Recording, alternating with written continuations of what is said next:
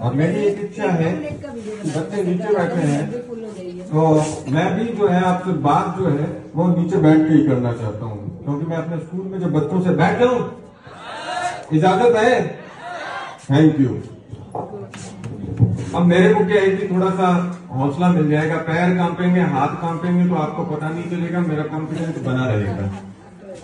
सबसे पहले शुक्रिया मनीषा जी यादव मैडम का कि उन्होंने मुझे इस लायक समझा, मुझे अवसर दिया कि आपको आना है और हमारे बच्चे जो है आपको सुनना चाहते हैं। और शुक्रिया करना चाहूंगा तमाम स्टाफ का कि आप लोग मुझसे इतना स्नेह करते हैं, इतना प्रेम करते हैं कि बार बार आप लोग मुझे याद करते हैं। और जैसे ही मैं यहाँ पर आया था तो मनीषा जी ने कहा कि इनको वाकपीठ में भी जाना है, तो सुखराम जी ने कहा कि आना इनके हाथ में था, जाना इनके हाथ में नहीं है। तो एक शेर याद आता है कि बारिश जरा थम के बरस, जब मेरा दोस्त आ जाए तो जम के बरस। पहले सुन लो पूरा कि बारिश जरा थम के बरस, जब मेरा दोस्त आ जाए तो जम के बरस। पहले ना बरस कि वो आ ना सके, फिर इतना बरस कि वो जा ना सके। और ये जो वाह निकली है ना, सबसे पहले एक चीज बताऊं आपको, मैं चाहूंगा कि जो मंच पे बच्चियां बोल रही हैं और जिस लहजे और जिस सलीके से बोल रही हैं, मनीषा को तो मैं पर्सनली जानता हूं, इसके घर पे मैंने बहुत खाना खाया है। तो एक दूसरी गुड़िया और है, उसको मैं नाम से नहीं जानता, लेकिन बहुत अच्छा बोल रही हैं। एक बार इन दोनों बच्चियों के लिए जोरदार तालियां होनी चाहिए। तालियां जो है वो हौसले का काम करती है, ताकत का काम करती है। जब बच्चियां मंच पे आए और आने के बाद यहाँ पर अपनी प्रस्तुति दे रही हैं, बच्चे जब लड़के भी जब मंच पे आ रहे हैं वो अपनी प्रस्तुति दे रहे हैं, और उनको देखकर अगर आपके दिल से आ निकले तो आ कहना, और वाह निकले तो वाह कहना, और गाली निकले तो गाली देना, और ताली निकले तो ताली देना। कुछ न कुछ करते रहना। इन्हें ऐसा नहीं लगना चाहिए कि हम अजंता की गुफाओं में बोल रही हैं, इन्हें लगना चाहिए कि हम आज मेजो जसोड़ों की ढाणी स्कूल में बोल रहे हैं। आपकी तालियां इनके लिए हौसले का काम करती है।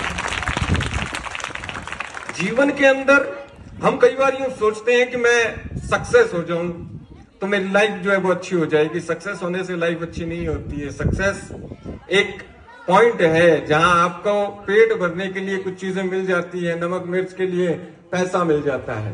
लाइफ जो है हमेशा मीनिंगफुल होनी चाहिए।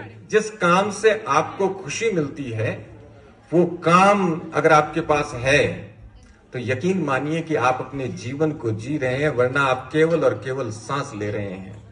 मुझे किक मिलती है, किक का मतलब खुशी मिलती है। ऐसा कौन सा काम है, उस काम को तलाश कीजिए। मुझे खुशी मिलती है जब मेरे हाथ में माइक आ जाता है तो मुझे यूं लगता है कि मैं दुनिया का सबसे भाग्यशाली व्यक्ति हूं, क्योंकि मेरा यह सपना था कि जब मैं बोलूं तो मुझे सुनने के लिए आज सामने लोग बैठे हैं और मुझे सुनने के बाद तालियां बजाए। ये तालियां जो है मेरे जीवन के अंदर एक नई ऊर्जा भरती है, नई ताकत भरती है। अगर आप यूं सोचते हैं कि ठीक है जैसा है वैसा चल रहा है, चलने दिया जाए, कोई बात नहीं, जीवन ही तो है, एक दिन पूरा कर लेंगे। आनंद नहीं है, मलाल नहीं होना चाहिए जीवन के अंदर। जिस दिन हम जाएं इस दुनिया को अलविदा कहें, मैं चाहता हूं कि उस दिन हमारे जहन के अंदर ये काश नाम का शब्द नहीं होना चाहिए। पानी और पसीने में बड़ा अंतर है। पानी और पसीना एक जैसा दिखता है ना, लेकिन अंतर है दोनों में। पानी और पसीने में बड़ा अंतर है, पत्थर और नगीने में बड़ा अंतर है। यूं मुर्दा घड़ियों की तरह उम्र बिताने वालों, सांस लेने और जीने में बड़ा अंतर है। सांस लेना एक अलग चीज है, जीना एक अलग चीज है। और हमेशा इस चीज का ख्याल रखें कि आपके आसपास लोग कौन खड़े हैं।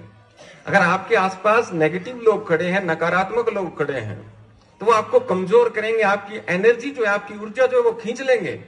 लेकिन वहीं पर आपके पास पॉजिटिव और सकारात्मक लोग खड़े हैं तो वो आपको नई ऊर्जा से भर देंगे।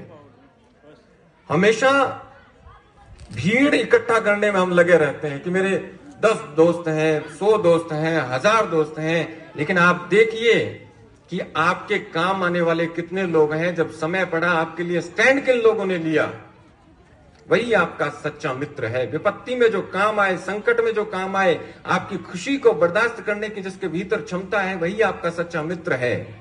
और मीनिंगफुल लाइफ का मैं एक चीज बताऊं आपको कि अमेरिका की एक कहानी से आपको बताता हूं। अमेरिका की एक स्विमर है, स्विमिंग करती है, जिसका नाम था अनीता ऑलब्रेज। उसकी कोच थी एंड्रिया। अनीता ऑलब्रेज अंतर्राष्ट्रीय स्विमिंग चैंपियनशिप के अंदर भाग लेती है और वहां पर सारे लोग, सारे प्रतिभागी जो है वो कतार के भीतर खड़े थे और अनीता ऑलब्रेज जो है पानी के भीतर छलांग लगाती है और छलांग लगाते ही वो पानी के भीतर बेहोश हो जाती है। किसी भी प्रकार से हरकत नहीं करती है, हाथ पांव उसके हिलते नहीं है। सारे लोग जो है हुटिंग कर रहे हैं, हौसला बढ़ा रहे हैं, लेकिन अनीता जहां जिस तरह से गिरी थी पानी के भीतर, वो वैसे के वैसे पड़ी थी।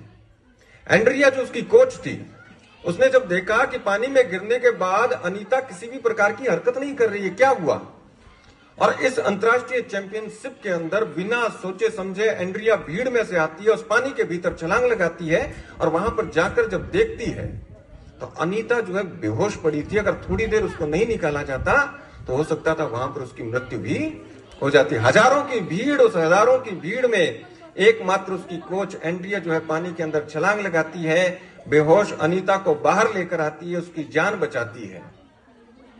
सारी भीड़ जो है हतप्रभ रह जाती है, आश्चर्यचकित रह जाती है कि ये कैसे हुआ, अचानक ये क्या हुआ।